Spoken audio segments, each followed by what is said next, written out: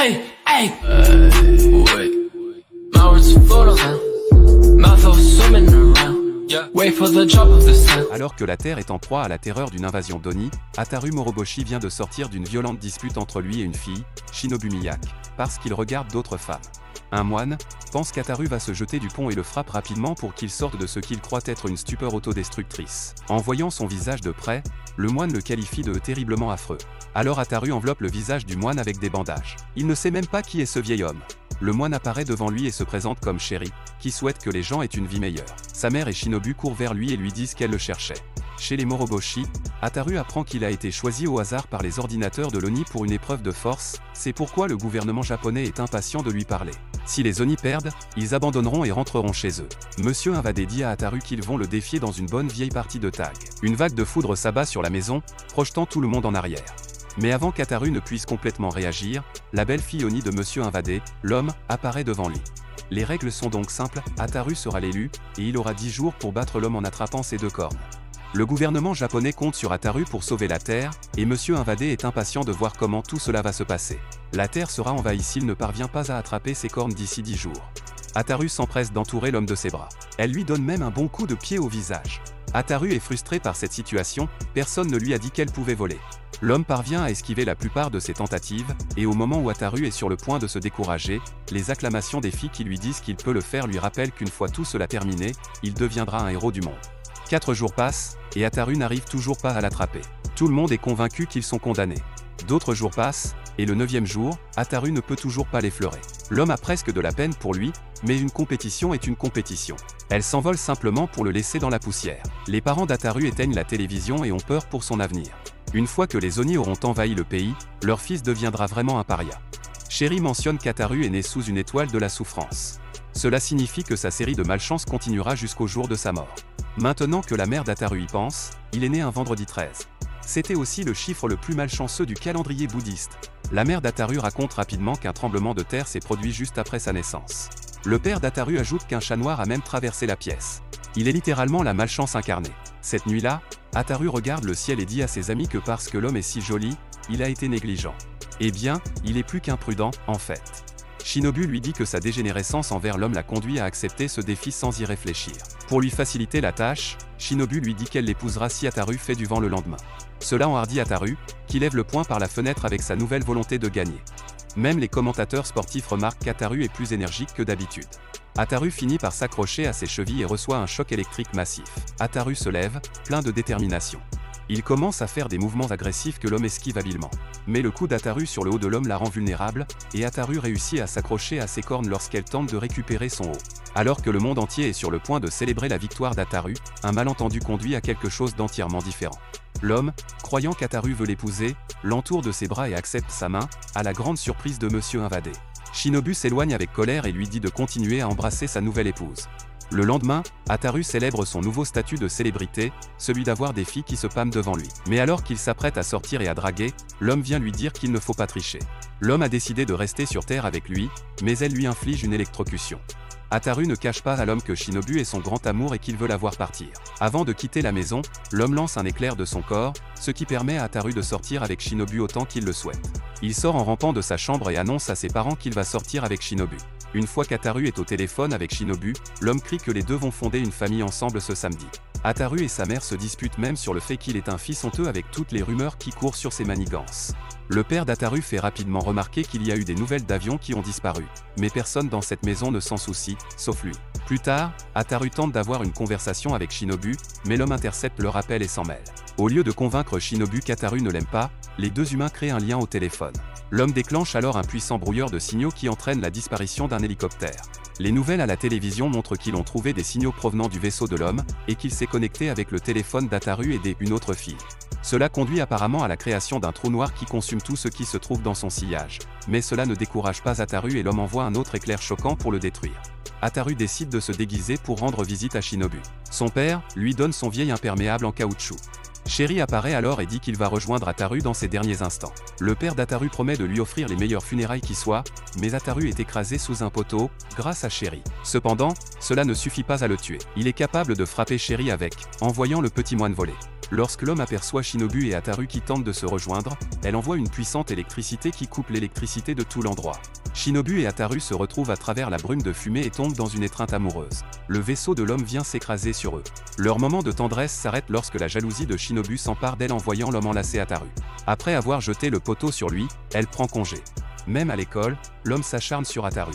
La distraction que cela provoque énerve le professeur, et Shinobu finit par craquer à force de le voir ainsi. Les autres filles de la classe ne sont pas non plus impressionnées par leur démonstration, d'autant plus qu'elles voient Ataru traiter les femmes de la Terre comme des déchets. L'homme ne se laisse pas impressionner et embrasse même Ataru devant elle. Shinobu lui jette un bureau.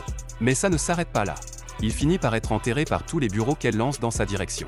Ataru s'est caché depuis parce qu'il en a assez que tout lui arrive. Ses amis et sa famille, y compris l'homme, le supplient de rentrer chez lui par le biais d'émissions télévisées. La menace que représente le fait que Chéri sache où il se trouve l'incite à terminer son repas et à quitter le restaurant où il se trouve. Une fois qu'il l'a fait, il tombe sur une inconnue qui semble avoir été stressée par leur collision. Lorsqu'il lui propose de desserrer ses vêtements, elle le gifle et lui dit d'arrêter d'être un salaud. L'étrange femme aux cheveux noirs est consciente de sa malchance grâce à sa physionomie. Un seul regard sur Ataru lui a tout dit. Pendant de nombreuses années, elle a été demoiselle du sanctuaire, et c'est la première fois qu'elle rencontre quelqu'un d'aussi maudit qu'Ataru. Elle ne tourne pas autour du pot et dit à Ataru qu'il est malchanceux quand il s'agit de femmes. La douleur dans son cœur la fait s'effondrer sur lui, mais elle dit à Ataru qu'elle est prête à exorciser le malheur de son corps pour en finir une fois pour toutes. Il l'amène au temple, où la mère de la demoiselle du sanctuaire l'appelle Sakura. Ataru est stupéfait à la vue de sa mère. Pendant un moment, il a cru qu'il regardait Chéri. Alors qu'il est sur le point de s'échapper, une Sakura affaiblie dit à sa mère de l'attraper. La mère de Sakura le lasse, et elle ramène Ataru. Sakura jure le châtiment divin sur Ataru puisqu'il a rejeté sa bonne volonté. La mère de Sakura dit à Ataru que Sakura a beaucoup de problèmes de santé, mais qu'elle est douée pour les exorcismes. Elle l'emmène ensuite dans la pièce où l'exorcisme aura lieu. Le visage de la pauvre Sakura est enflé à cause d'une infection sur sa dent. L'exorcisme ne peut pas attendre. Plus vite elle accomplit le rituel, plus vite elle pourra aller chez le dentiste. Malheureusement, la douleur empêche Sakura de bien accomplir l'exorcisme. Soudain, une puissante aura se transforme en démon qui envahit Ataru. Sakura commence à chanter. Les auras se libèrent d'elle et les démons continuent de grouiller autour d'Ataru. Pour la première fois de sa vie, Sakura se sent rafraîchie. La mère de Sakura ne peut que pleurer de joie en voyant son enfant guéri de ses nombreuses afflictions. Maintenant qu'elle se sent mieux, elle est capable d'exorciser les démons qui entourent Ataru, pour finalement invoquer la faucheuse elle-même. À l'hôpital, Chéri félicite sa nièce de s'être enfin débarrassée de tous les démons qui l'affectaient. Cependant, le combat contre Ataru n'est pas terminé et ses amis et sa famille pleurent son cadavre. L'homme procède à son électrocution. Désormais, même les voisins peuvent entendre Ataru souffrir des accès d'électricité de l'homme. Dans un terrain vague, Ataru supplie Chéri de se débarrasser des pouvoirs de l'homme, d'autant plus qu'il a l'impression que le meilleur moment de sa vie est maintenant à la merci de cette femme. Soudain, l'homme surgit en volant et le poursuit. Chéri comprend pourquoi cela peut être gênant. Plus tard dans la soirée, Megan livre un paquet de Chéri qui contient un sakurambo et un ruban jaune. Il y a des instructions pour qu'il attache les rubans sur les cornes de Chéri pour bloquer ses pouvoirs Oni. L'homme apparaît soudainement et est curieux du ruban que tient Ataru. Ataru explique rapidement à l'homme que ce qu'il a dans les mains sont des rubans que les jolies filles de la Terre utilisent. L'homme remarque qu'il est un peu agité, mais Ataru insiste sur le fait qu'il veut simplement que sa femme soit au mieux de sa forme. Il fait un nœud sur ses cornes et l'homme rit en voyant son reflet. Elle tente de s'envoler pour montrer ses rubans mais finit par tomber du deuxième étage. L'homme ne comprend pas ce qui lui arrive. Elle rencontre ses fans et essaie même de tester ses pouvoirs sur lui. Megan intercepte rapidement cette situation, mais tombe sous le charme de l'homme au moment où elle lui tient la main pour tester ses pouvoirs. Ataru s'approche effrontément de l'homme et lui demande ce qui ne va pas. Shinobu arrive à la vue de l'homme en train d'enlacer Ataru, et la fille Oni lui dit qu'elle ne devrait pas s'énerver car c'est ce que ferait un couple marié. L'homme montre même les rubans qu'Ataru lui a donnés. Megan explique que c'est parce qu'Ataru voulait voir sa femme à son meilleur. Au moment où Shinobu est sur le point de prendre les rubans sur les cornes de l'homme, Ataru s'y oppose. Cela la frappe de plein fouet. Dire qu'elle est venue ici avec des friandises qu'elle a elle-même préparées pour Ataru. Ce soir-là, Megan et Chibi insistent pour qu'ils passent la nuit chez lui car ils estiment que l'homme est absolument sans défense. Elles finissent par se faire expulser de chez lui. En voyant le désir d'Ataru de la protéger, l'homme l'aime encore plus. C'est comme si elle savait qu'elle pouvait compter sur lui en cas de besoin. Assise sur le lit, l'homme se laisse aller à la vulnérabilité envers son mari et lui dit que son manque de pouvoir l'a rendu bleu. C'est pourquoi elle ne veut pas être séparée de lui. Chibi et Megan viennent à la rescousse et retirent Ataru de l'homme, mais au lieu d'être reconnaissante, elle leur jette des objets.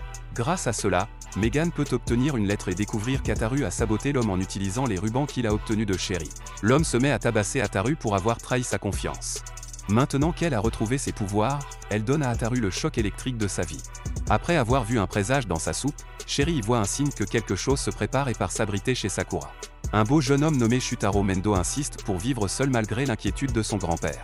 Ils se serrent affectueusement l'un contre l'autre avant qu'il ne fasse signe à son grand-père de descendre dans son nouveau lycée à bord de son dirigeable tout équipé. La journée vient à peine de commencer que Shinobu jette déjà le mobilier scolaire dans tous les sens. L'un des bureaux qu'elle a lancé heurte Shutaro, que l'on voit suspendu à un arbre à l'extérieur. Malgré cela, il atterrit tranquillement sur la table et l'efface simplement. Ses réflexes sont excellents. Cela aurait pu mal se terminer pour n'importe qui d'autre que lui. L'enseignant commence à le réprimander pour avoir pris l'avion pour aller à l'école, mais il ne se laisse pas impressionner. Il commente le fait qu'il ne s'attendait pas à ce que le bureau de l'école vienne vers lui. Shinobu s'approche de lui et lui demande de le pardonner, mais comment ne pourrait-il pas le faire pour elle? Il est absolument séduit par son apparence et lui dit de ne pas s'en soucier. Ton visage souriant est la meilleure chose que je puisse demander, dit Shutaro. Shutaro est facilement le garçon le plus populaire de la classe. Voyant qu'Ataru est bizarre, il le réprimande même pour avoir agi de manière aussi grossière. L'homme apparaît et électrocute Ataru une fois de plus. Shutaro voit cela et dit à l'homme qu'il n'est pas convenable qu'une écolière comme elle se trouve à un endroit aussi élevé. L'homme atterrit simplement sur son bureau et lui répond qu'elle n'est pas une écolière. Il demande qui elle est, et l'homme lui dit son nom et qu'elle est mariée au garçon qu'il a sous le pied. Shutaro ne comprend pas comment un 10 comme elle peut être pour un 3 comme lui. L'homme s'en offusque et lui dit de s'occuper de ses affaires. La vie d'Ataru a basculé depuis que des extraterrestres sont venus conquérir la Terre, et que l'une d'entre eux a déclaré être sa femme. Merci d'avoir regardé.